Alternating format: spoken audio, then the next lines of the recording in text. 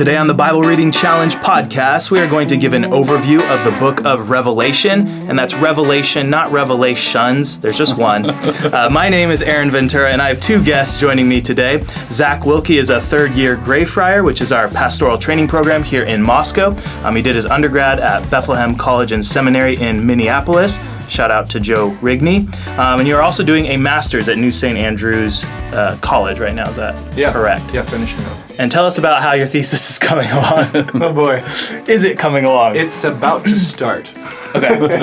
Do you have a topic yet? I've got some ideas. Need to get some proposals approved of. Okay. Yeah? So you haven't really done anything? No. Okay.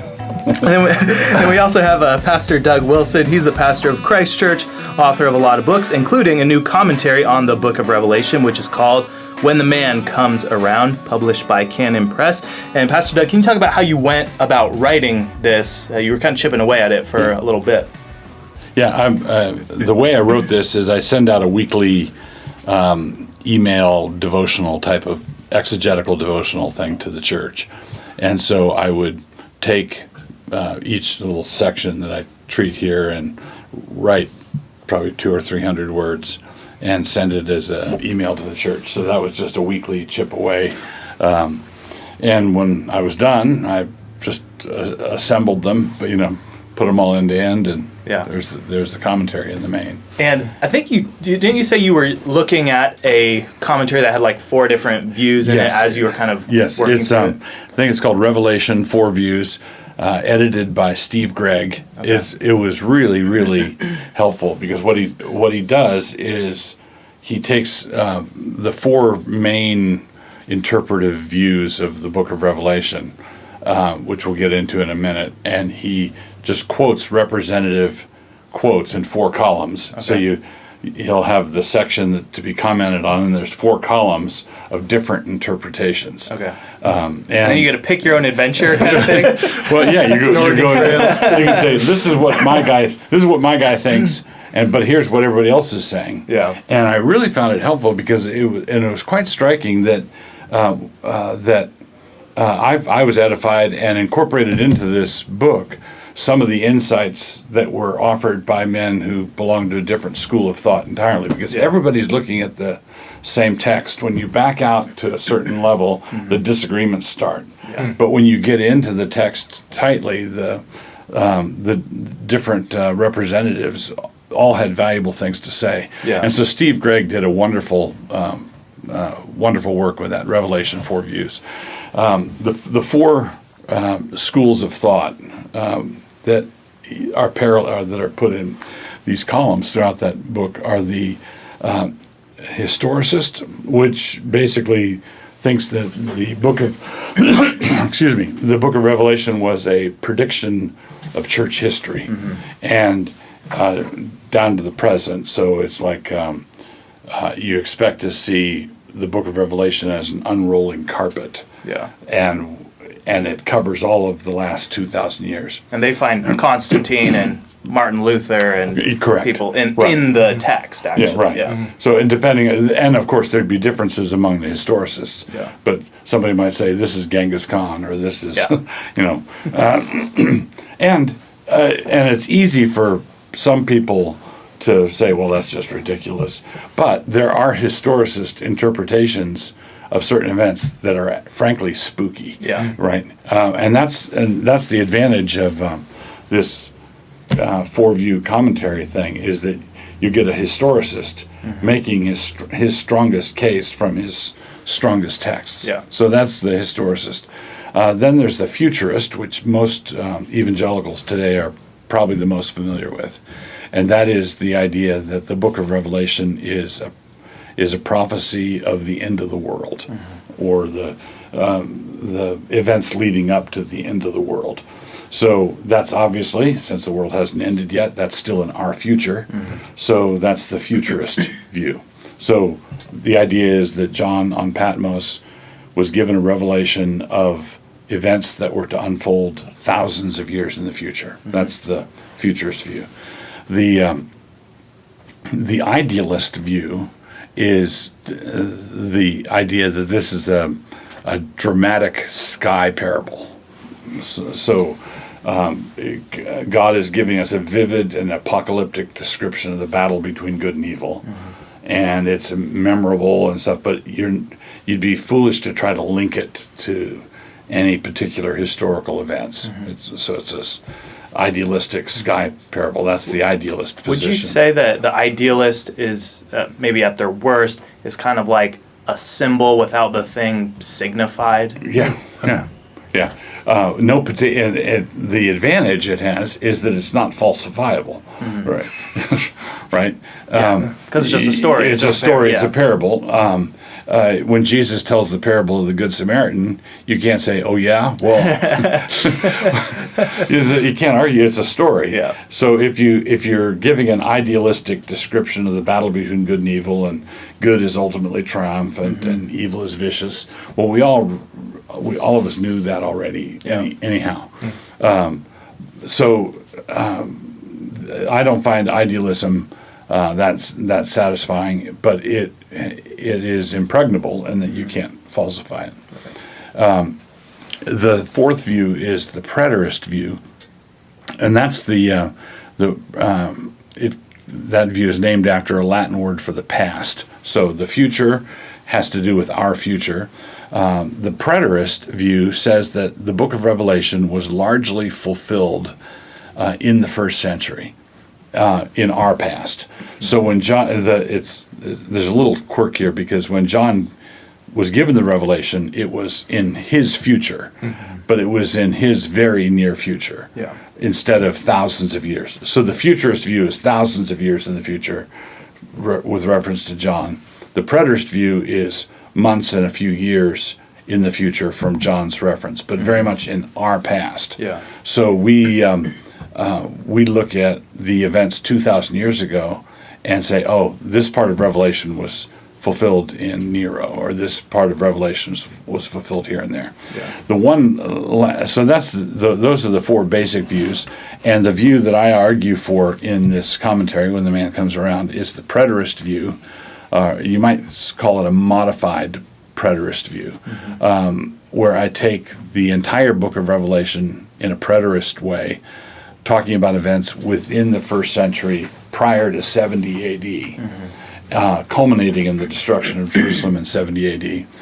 And with the exception of the last few chapters, the descent of the New Jerusalem and the vision of glory there, I take in a historicist / futurist sense. The very end of the book hasn't happened yet, but is in the process of happening and is going to culminate. So the descriptions of the New Jerusalem descending, I think that's happening throughout church history, which would be a historicist take. So preterist for the bulk of the book, historicist for the last few chapters. If you open up any commentary on Revelation, one of the first things that they're going to do is argue about when it was written. So how would the dating of the book land you in a different camp? So the scholars are divided on the dating of the book between roughly those who believe that it was written prior to 70 A.D. And those who believe that it was written very late, like in the 90s. So pre-70 A.D. or late in the 90s. And everything boils down to a cryptic comment of Irenaeus, who says that John had his vision, and I forget which emperor it was, near the end of... I think it's Domitian. Domitian. Yeah, I was going to say it's a D. So he had his vision near that time, which would put it in the 90s. The problem is that Irenaeus is not scripture, and the statement there is ambiguous. So the ambiguity is, it could have been John, the one who saw the vision. John was seen at as late as the reign of Domitian, meaning that John lived that long. Not necessarily that he saw the vision then. But that's where we get the late dating of the book of Revelation. But Irenaeus thought that Jesus died when he was 50. He's not. He's not necessarily. It's not necessarily. Let's take it to the bank. The main argument I see is that if you put the book of Revelation as being given in the 90s, and you try to fit it with any of the events that follow in the 2nd century, it's just an incomprehensible book. Nothing fits, nothing clicks, nothing ties together. If you assume, let's say, that the book was written in 60 AD or sometime prior to 70 AD, and you say, okay, did any events in the 1st century prior to the 70 AD, do they fit with the predictions that John makes? And this is the place where the different views, I think, have to push their chips out to the middle of the table.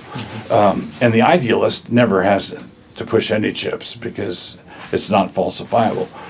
The futurist also has that a comparable advantage, because if I say the book of Revelation is all about 100 years from now, then the future has the advantage of being infinitely malleable. I can make the future do anything I want. I can have empires rise and fall. I can have Russians invade. I can have killer bees. I can murder bees. You got to be really creative, though. Murder hornets. Murder hornets. So I can the future. I can just do. I can make the future stand up on his hind legs and walk. Yeah. But if I argue, as I am arguing, that the events talked about in this book were fulfilled in historical events in the 1st century.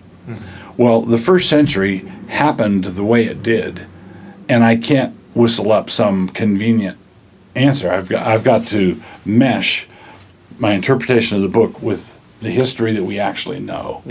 And interestingly, the 1st century AD is an era we know quite a lot about. From Josephus and from Tacitus and Suetonius and there are many historians writing about that period. We know who reigned. We know how long they reigned. We know how they were deposed. We know all of these things. We have all these facts, a pile of 1st century history facts. And then if I say, okay, in this book, the beast persecutes the church for 42 months. And then John's very explicit about that. The beast persecutes the church for 42 months. Well, then I look at Nero's persecution, which goes from 64 AD to 68 AD, and it's 42 months. You push the buckle into the seatbelt and it clicks. Right? You say, okay, so Nero, the persecution of Nero of the church, Nero probably set the fire for the Great Fire of Rome. Probably because he wanted to do an expensive government rebuild project. He wanted to, but suspicion fell on him that he was the one that set the fire, which is where the saying, Nero fiddled while Rome burned. That was the expression. Well, he was just he was an amateur musician, and he used to enter all these contests, and lo and behold, he would win them. Perks of being the emperor, right? Sort of like Donald Trump going on America's Got Talent and winning every time. Every season he wins. Somebody's going to say, wait a minute. So then, but Nero was that kind of. He would enter chariot races and win. He was just a narcissistic character. Well, the first 5 years of his reign, it was pretty decent, and that's also incidentally with Romans. That's Romans 13 was written during the early part of Nero's reign, when Seneca, the philosopher, the Stoic philosopher, was his tutor and advisor, and kept him sort of under restraint. But in 64, I think it was in 64, Nero murdered his mother, Agrippina, who also. She was a case herself, but she kept Nero sort of restrained. But in 64, he sort of took over and went around the bend, and ruled ruthlessly, persecuted the church, because when suspicion fell on him that he had set the fire, he blamed the Christians. He scapegoated the Christians and persecuted the church viciously from 64 to 68, and it was 42 months. And you think, well, okay, that seems significant. That kind of thing seems significant. And so I'm bound by the history of the first century as it happened. So the preterist I'd say the preterist and the historicist both pushed their chips out of the table, because the last 2,000 years of history happened the way it happened, and if you so you've got to make it fit. And I think that the preterist interpretation fits more readily. Yeah. Zach, you recently preached on Revelation 1, and can you tell us a little bit about your approach to the book as a whole, and then some of the themes that people will encounter as they read this book? Yeah, absolutely. I think John really lays out a lot of the way that we're supposed to read Revelation in the first 3 verses. So he kind of introduces some themes that he's going to later expound upon, but he opens up with calling this the revelation of Jesus Christ. Now, that's actually grammatically ambiguous. Is Jesus the thing that's revealed, or is Jesus himself the revealer? And I think in verse 1 and 2, John actually says both. So in verse 1, he says that God gave this revelation to Jesus, who in turn gave it to his servants. So Jesus is both the revealer, and he's also, in verse 2, John witnesses to the word of God and to the testimony of Jesus Christ. So he's both revealer and revealed. So when we approach Revelation, we need to be looking for Jesus. Right? We need to be thinking, this book is about Jesus, and he's what is revealed to us, and he's the one revealing himself to us. I think it's in chapter 19, it says the testimony of Jesus is the spirit of prophecy. Yeah. So the spirit of prophecy is to talk about Jesus. Yeah. And John says that it's a prophecy in verse 3 as well. Yeah. And it's also, John reserves a blessing for those who read this book. So as we approach Revelation, we need to be like pressing in and standing on the promise that God reserves a blessing for us as we read it.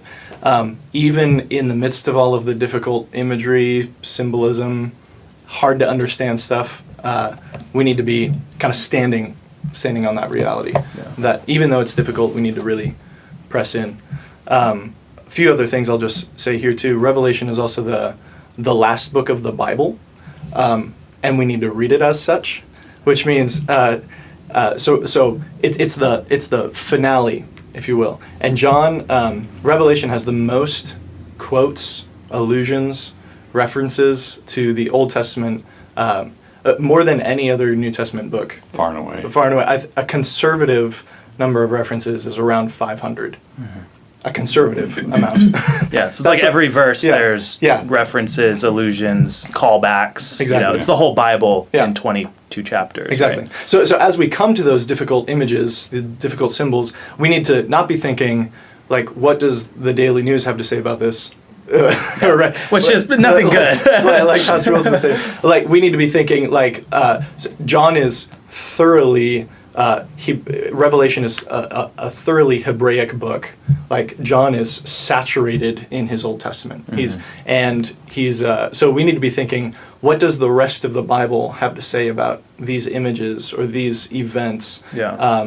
What stories from the Old Testament is John alluding to when he calls Jesus the faithful witness? When he talks about the 144,000, we need to be thinking Old Testament. How do we read these things in light of that? Yeah, not only was John saturated in Old Testament, but he's expecting his readers to be. Yeah. There are high expectations. Right. Yeah. Yeah, I think and you even have it right in the first few chapters where you're finding out, okay, what's a lampstand? Oh, a lampstand is a church. And then you think, where have I ever encountered a lampstand before? And you go back to the building of the tabernacle. Yeah. And it's like, okay, God was clearly doing something when he's describing furniture and building that. And then we're finding out what exactly those symbols mean explicitly here. Yeah. And that's just a good rule of thumb when you're reading the Bible in general. Let Scripture interpret Scripture. But there's a heightened sense of that in the book of Revelation. Yeah. Pastor Doug, do you have a easy outline for the book of Revelation that you use? I recently read James Jordan's little brief reader's guide, and I think he's got 4 different outlines, and they all work, you know, you got 7 trumpets, 7 bowls, you know, these different sevens. Is there an outline that you really like or favor? No, I'm not an outline-y kind of guy. Okay. You know, because there are different structuring devices. Yeah. So I remember that Greg Bonson once said, David Chilton wrote Days of Vengeance. Days of Vengeance of the Book of Revelation, and Chilton had a very fruitful. He's now with the Lord, but he had a very fruitful mind. And one of the best things about that commentary was him showing all the places where John was drawing on the Book of Ezekiel. Mm. So basically, the Book of Revelation is a New Testament Ezekiel. But one of Bonson's complaints was that Chilton had a pandemonium of structuring devices. And after a while, a clever person can just find a chiasm anywhere. Yeah. So there are chiastic structures. There are numerical repetitions. You alluded 7 bowls, 7 trumpets, 7. Yeah. And I don't think it's meant to be tidy. Mm-hmm. And outlines try to tidy things up. Yeah. And I can't. And frankly, I don't know that I've seen a strict outline approach that didn't wind up at some point as a Procrustean bed, where now this doesn't actually fit, right? Yeah. So I think that if you get a bird's eye view of the book, where I do think that there are these things are. Let me correct what I'm saying. I do have one structuring thing where I think that you should think of it in terms of successive waves that cover the same territory, rather than a train with this car in front of this car in front of this car. So I don't think you chug through chronologically up to 70 AD. I think that it's more. Let's look at it this way, and let's look at the same thing again this way, and it's kind of cyclical. Repetitive. Let's come after it again. So I don't have a chronological outline. Okay. But I do think that the bowls of wrath are poured out on the land of Israel. The 7 trumpets, I think, are with regard to the land of Israel. Yeah. But I don't think you could reconstruct the Jewish war from the Book of Revelation. Yeah. Because the historicists will want to read it not as recapitulating the same thing. They'll want to say, okay, we've had this phase of church history, then we entered this phase, and we're somewhere in they're trying to identify which and part. For them, it is a chronological sort of thing. Right. Mm-hmm. Great. So let's talk a little bit about symbolism and maybe just help people as they're reading this. If you've made it through the Bible Reading Challenge, and especially if people have listened to the podcast, maybe the one on Hebrews, we talked a little bit about symbolism. There's a heavenly reality and an earthly copy. And here they're going to count, something as simple as a mountain or the land or the sea. They're not just referring to, Moscow Mountain right there. There's a deep biblical symbolism there. And even the number 7, we think of the first chapters of the Bible and the creation of the world. And here we have the decreation of the old world. Maybe, do you want to just talk a little bit about symbolism generally? And then I have just a list of symbols that we can go through and try to define for people. Okay. Define, it'd be maybe sketch for people or indicate the direction of, because, so for example, in Scripture, Jesus is the Lion of the tribe of Judah, and the devil wanders around like a roaring lion seeking whom he may devour. And you might say, well, what is that? A lion's good or a lion's bad? Is it Jesus or Satan? Metaphors don't work that way.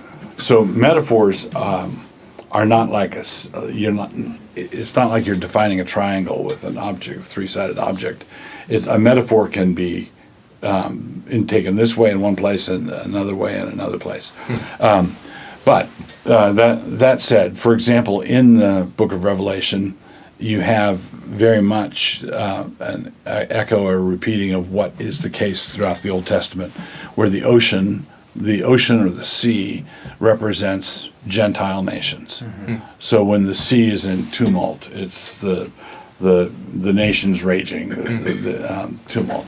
The mountain, you have, and this is a good example of the kind of thing that I was just talking about, where the mountain of the Lord is the temple that was to be destroyed was built on Mount Moriah in Jerusalem.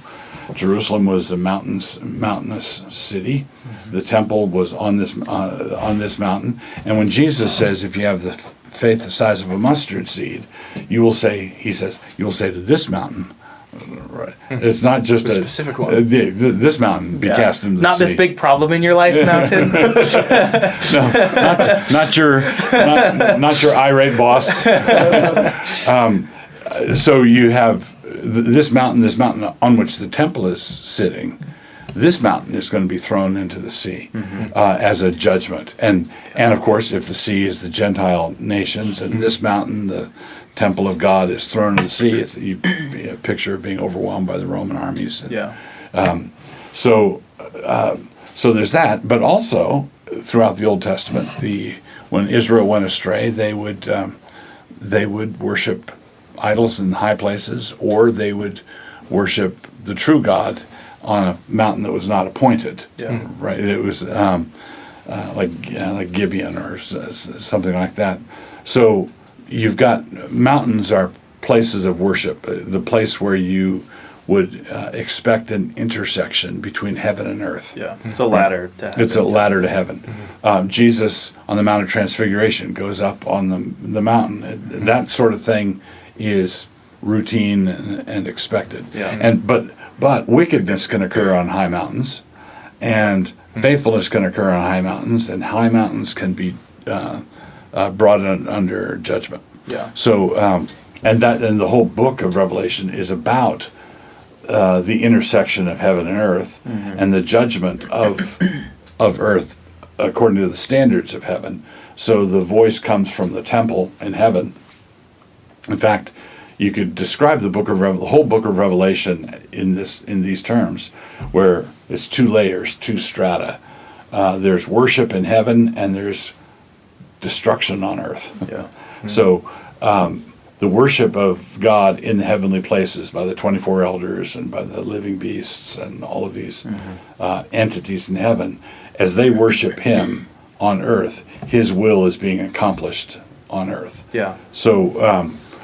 So judgment falls on this mountain, and this mountain is thrown into the sea as a result of the worship on the heavenly mountain.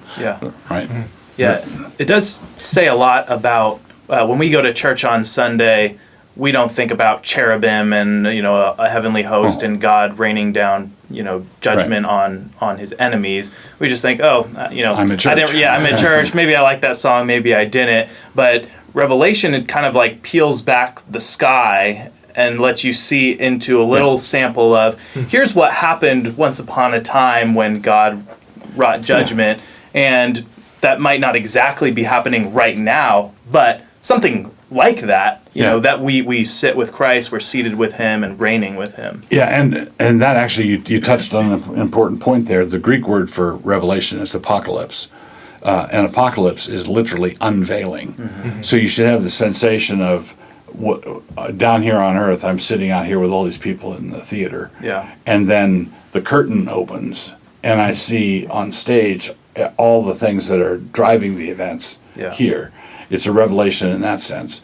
And so another symbol would be the beast, right? A beast, using Old Testament imagery, a beast is a political civil ruler who savages the church or the covenant people of God. That's what beast is in the book of Daniel, for example.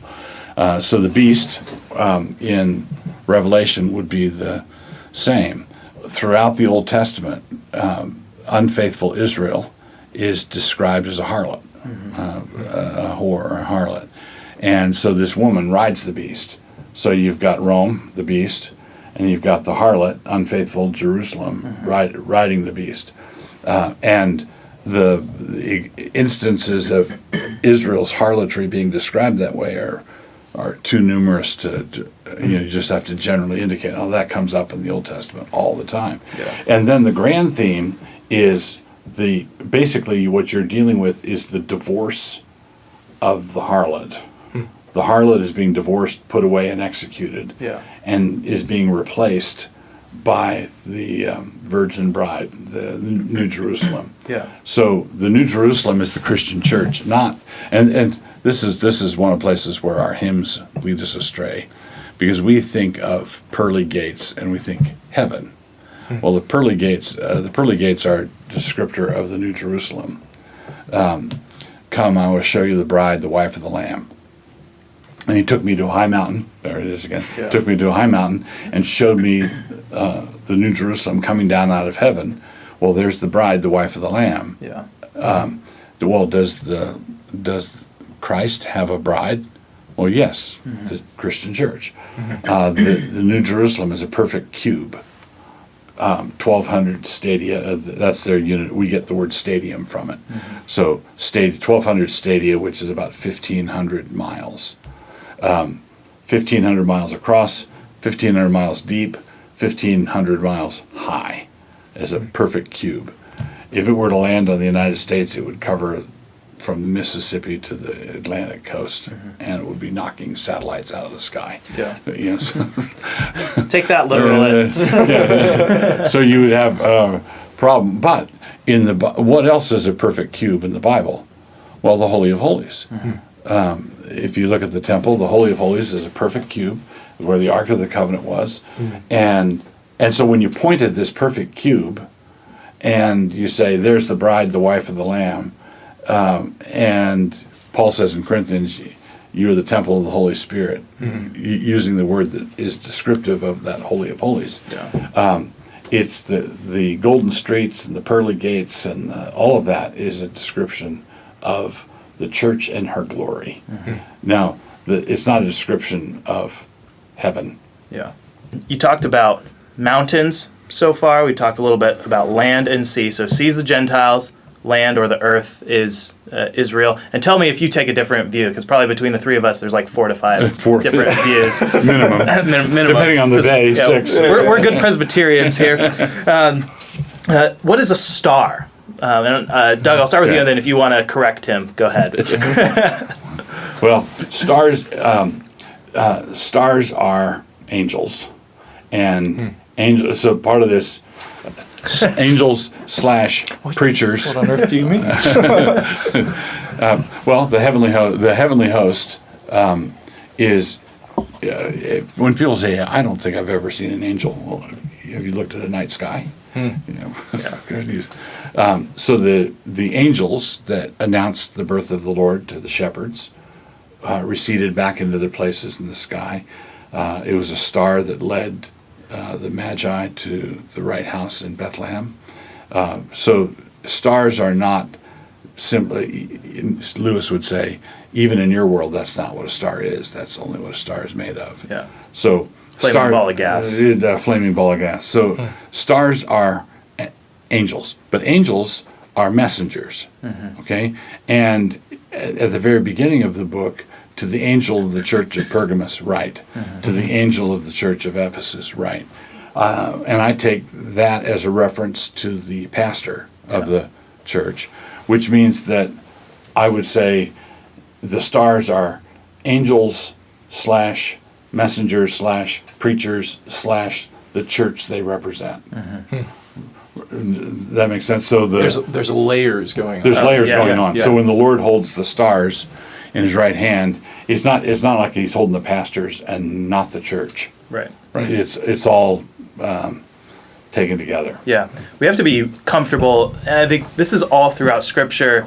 God likes to mix metaphors in ways that modern people don't like. Yeah. And we have to see these kind of blending and merging. And I think Austin Fair has a commentary on Revelation called Rebirth of Images. Mm-hmm. And it's like there's all these different metaphors that are getting mixed together that harken back to Zechariah or Isaiah or mm-hmm. Ezekiel. Yeah. And stars is one of those ones that show up in the creation account. So there's also something there.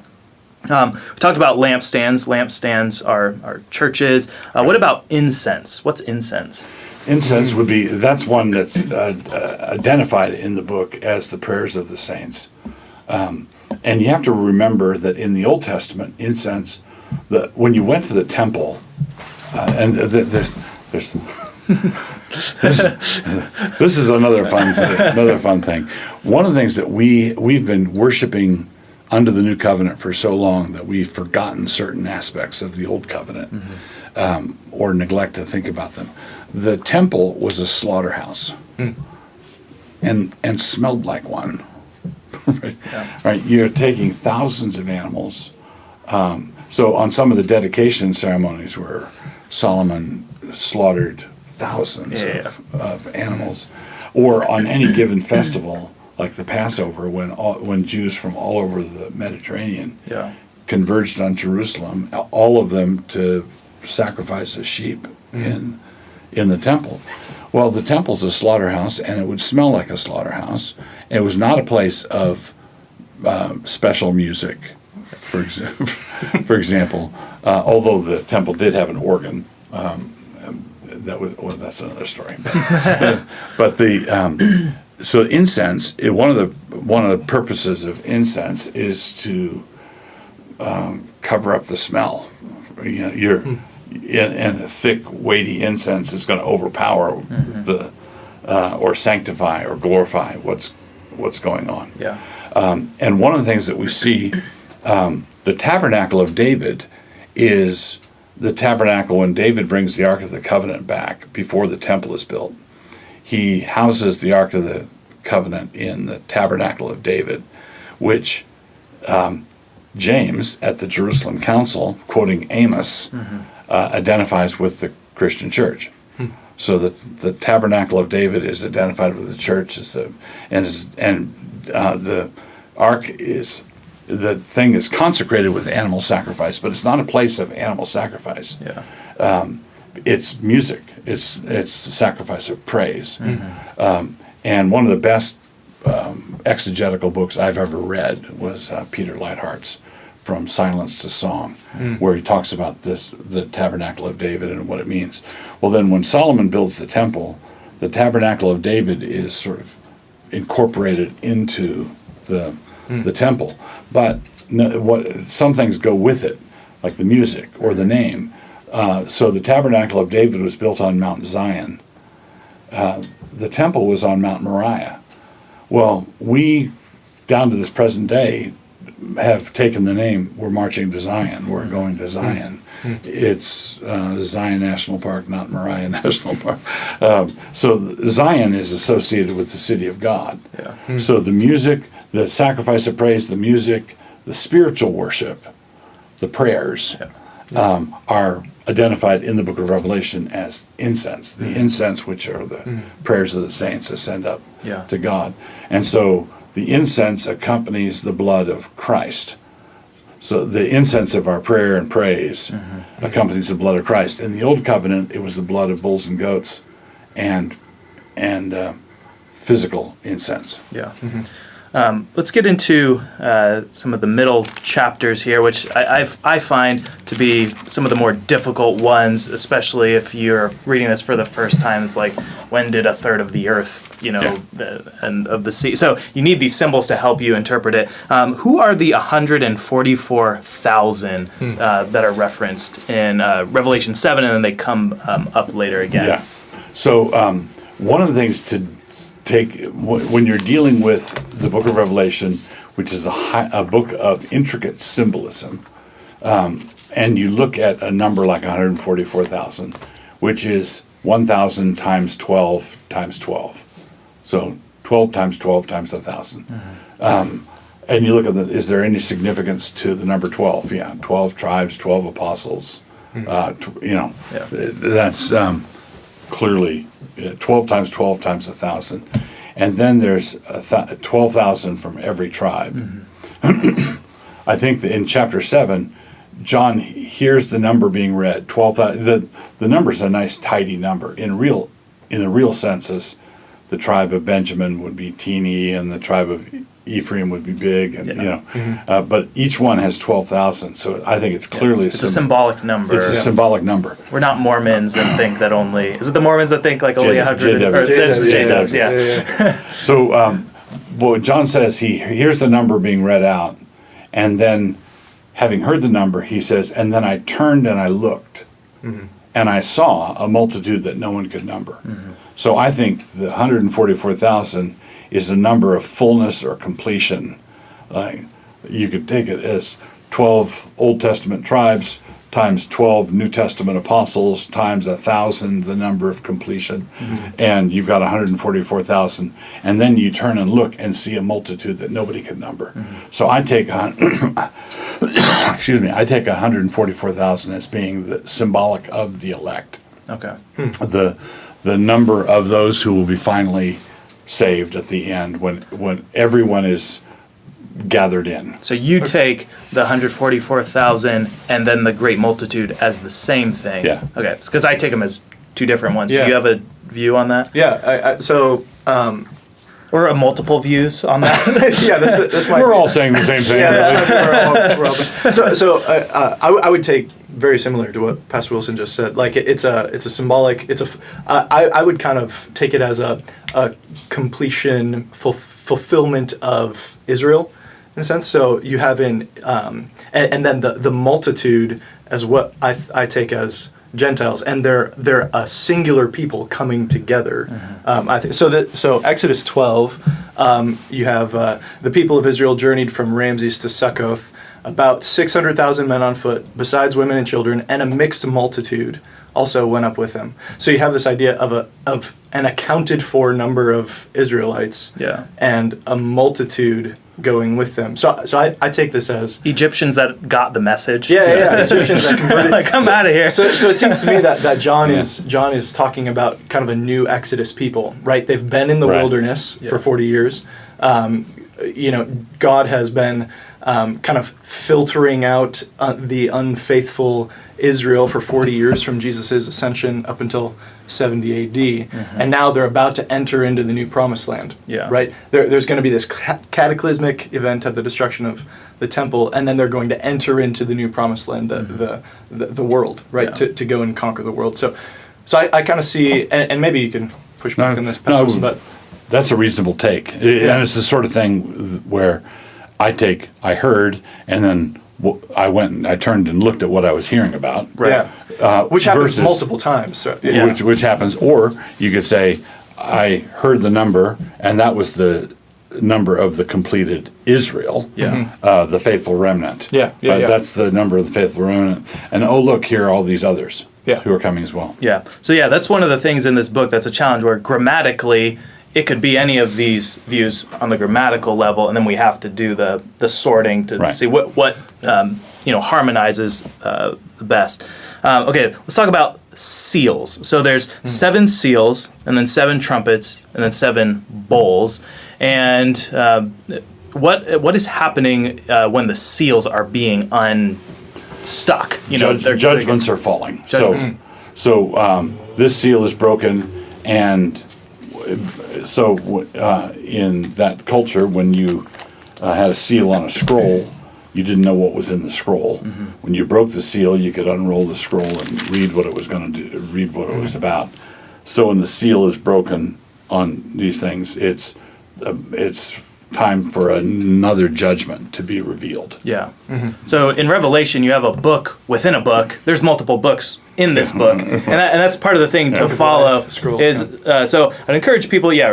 It is a worthwhile thing to sit down and try to read through Revelation in one go. I know we're not doing it in the Bible reading challenge, but it's really helpful so you can track with everything that's happening, because there's going to be a book that no one can open. Okay, the Lamb can open it. It's got 7 seals. Okay, he's going to start popping these seals.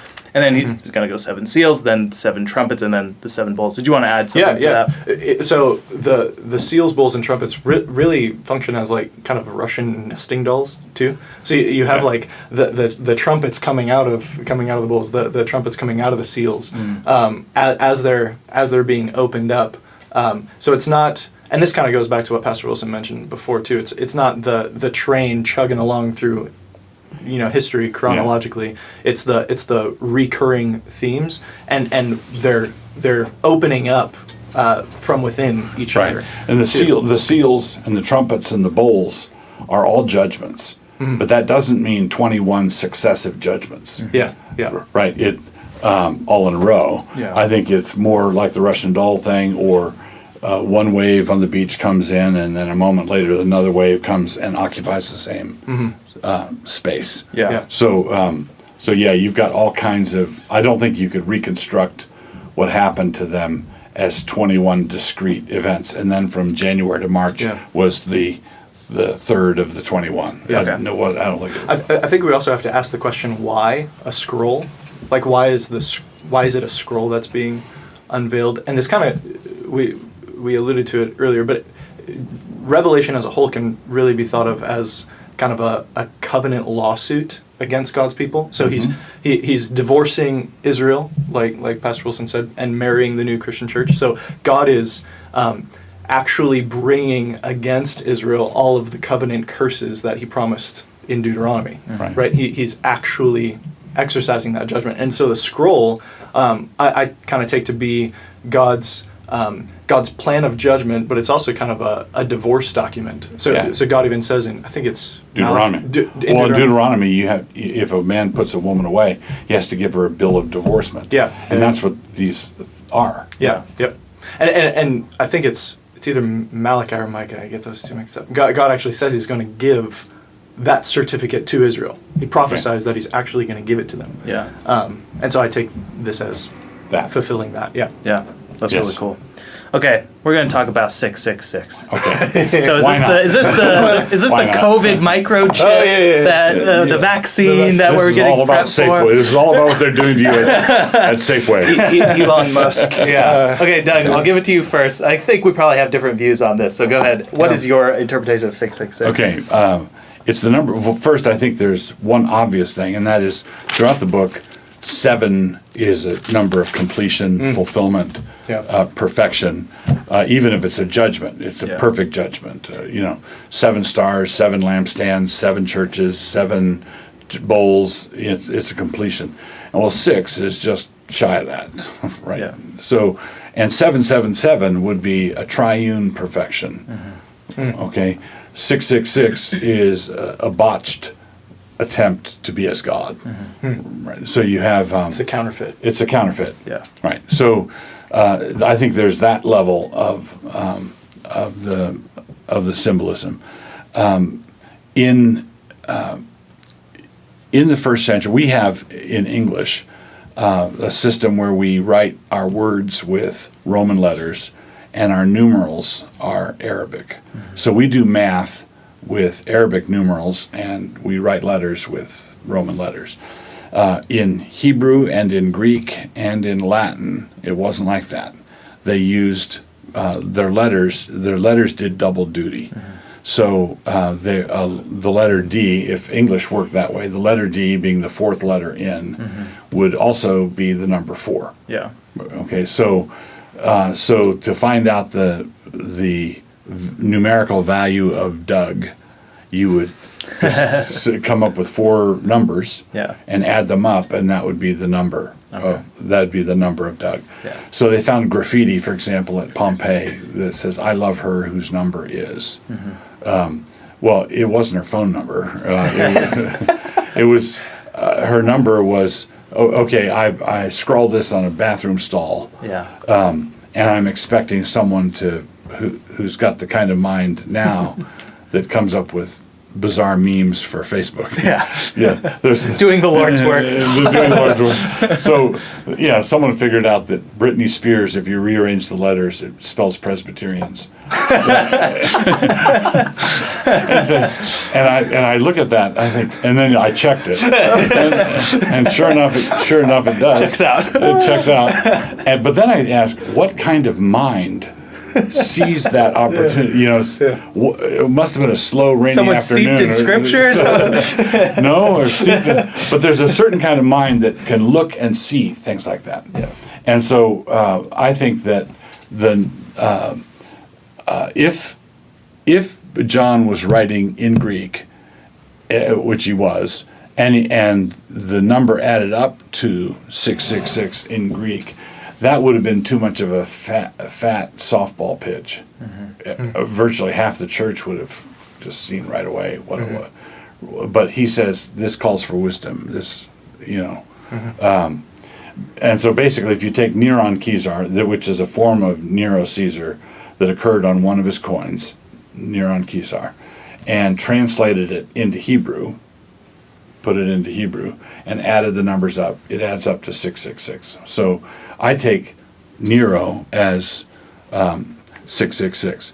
Now, if later on, if someone knew it was supposed to be Nero, but he didn't know about the translated into Hebrew part, and he just did it in Greek it adds up to 616, which is interestingly one of the manuscript variations is like a scribe knew it was supposed to be Nero, but he didn't get 666 out, so he fixed it. Right. So I take the number of the beast as being so, and this is coupled with the seven-headed beast. 5 were, 1 is, 1 is to come.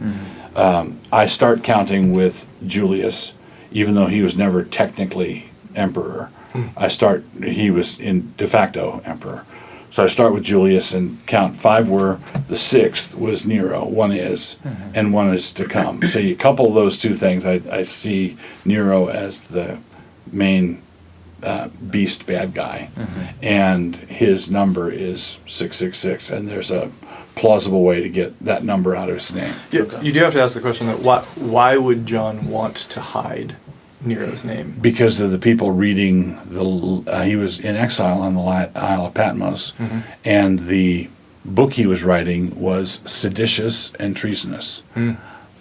So it's kind of like avoiding the Facebook filters sort of thing. He's writing in code. Yeah, I think he's writing, and that's why I said, look, one of you clever guys could figure this out.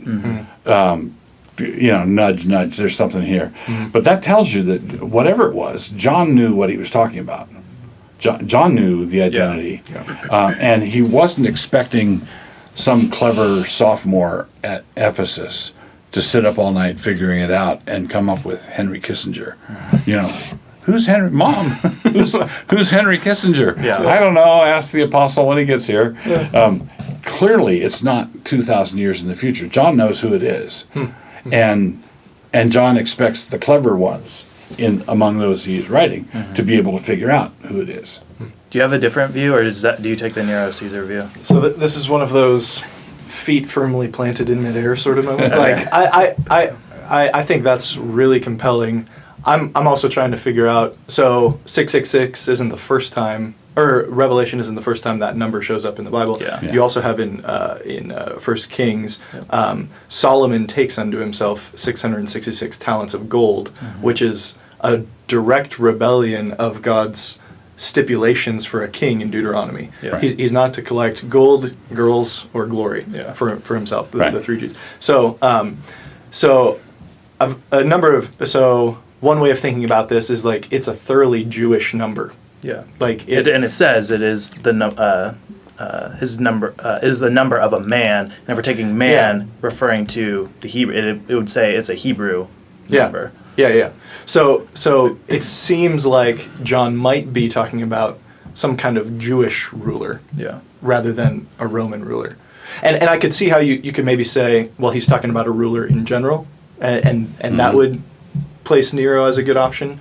But it could also be that John's talking about, some kind of, and this gets into one of the other ideas, the whole idea of being a king and economics and politics in the book of Revelation. There seems to be this overlap with worship, like the economy of worship too, right? So Jesus even says things like, to the one who cannot purchase, come and drink. Yeah. To the one who cannot purchase, come and. So like there's this overlap of worship and economics, and all this sort of imagery going on in Revelation. So it seems like this could be actually referring to some kind of Jewish priest, like the high priest who at the time, or something like that. And this is kind of where I'm like, there's lots of stuff going on, and I'm doing my best to try to figure it out. Yeah, and if you're reading through Kings and there's no way to read through that and come to that number and not trip over it. Yeah. You go, huh. Yeah. Yeah, because I would take the here as wisdom as a harking back to, you think wisdom, you think Solomon, and then you think here's an apostate king at the height of his power.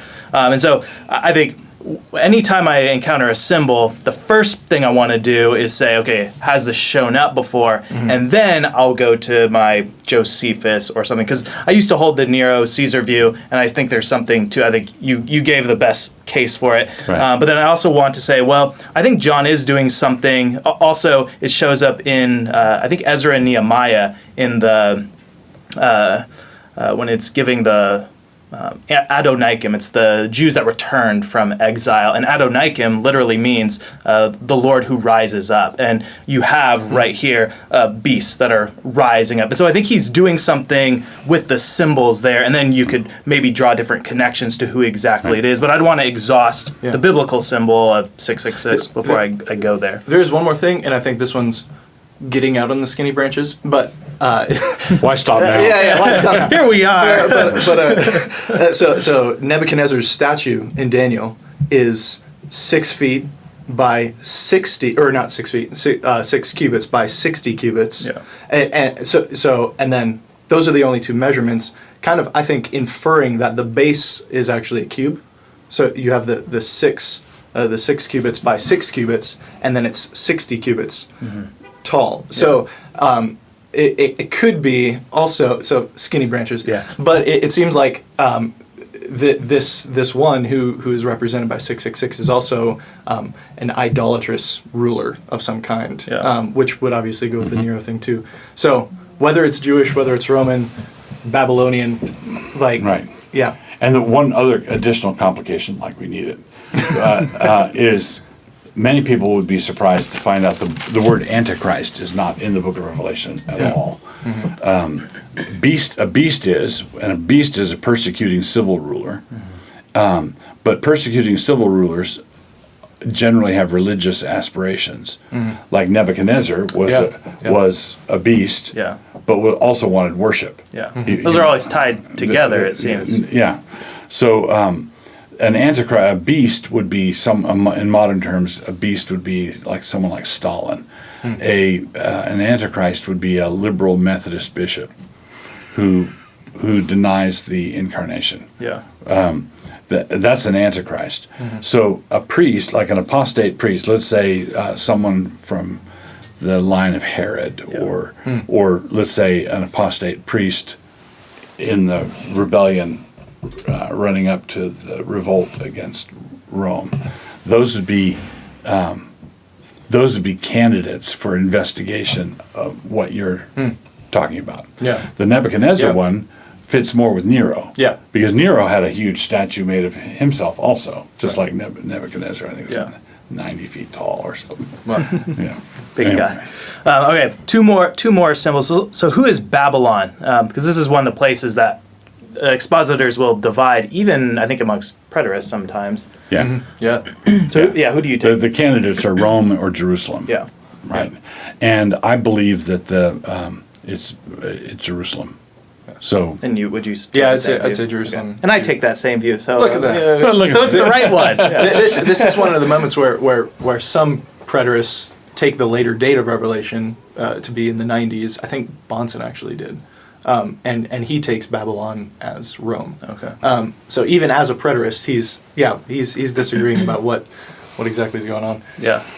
But yeah, I just think you can't get away from the biblical theology of harlotry, right? All throughout Scripture, the harlot is The covenant people. is the covenant people of God, Yeah. and it has to be. So the reason I don't think it can possibly be Rome is because Rome wasn't covenanted to God as God's people. Wasn't a wife, so he couldn't Yeah. be an adulterous one. Yeah, exactly. Yeah. Okay, let's talk about the Revelation 20 binding of Satan, the 1,000 Yeah. years. So is this literal? Is this symbolic? Is it happening right now? Is it happening? Is it going to happen in the future? Well, I don't think it's literal in symbolism. This is another feature of this. If something's symbolic in the book of Revelation, it's symbolic of something, and the something that it's symbolic of is literal. Yeah. So if the lake of fire, and symbols are always less than the reality. So a wedding band is less than the marriage, a flag is less than the country. If the lake of fire is literal, it's really, really bad. If it's symbolic, then it's worse than that. The bottomless pit, if that's literal, if the abyss is literal, then it's really bad. If it's symbolic, then it's worse than that. So that's the first thing. In Revelation 20, it's regrettable that all three positions, the amill, the post-mill, and the pre-mill, take their names from what they say about the millennium. It's mentioned only in Revelation 20. Yeah. And so it's one of the most difficult chapters in one of the most difficult books, in one of the most difficult areas of study, and it's only mentioned once, and we've divided up according to amill, post-mill, pre-mill. And those terms have to do with where you place the second coming of Christ with regard to the millennium that's mentioned in Revelation 20. I take it, the binding of Satan is bound in the course of the millennium, and I take that as the church age, from Pentecost till the second coming. If Satan is bound, in what respect is he bound? What do you mean? And if you look at Revelation 20, you see that his former activity that he's bound from being able to continue is that of deceiving the nations. So I don't think that Satan is removed entirely from earth. It's not. I believe that he's bound with regard to, there will never be a Babylon with a satanic force behind it, or Persia, or Rome with a satanic demonic force behind it. There have been attempts, because of man's sinfulness, the Third Reich was an attempt to build a demonic empire, but it craters after a few years. I don't think that can be done in the New Testament, in the era of the New Testament, because Satan is bound.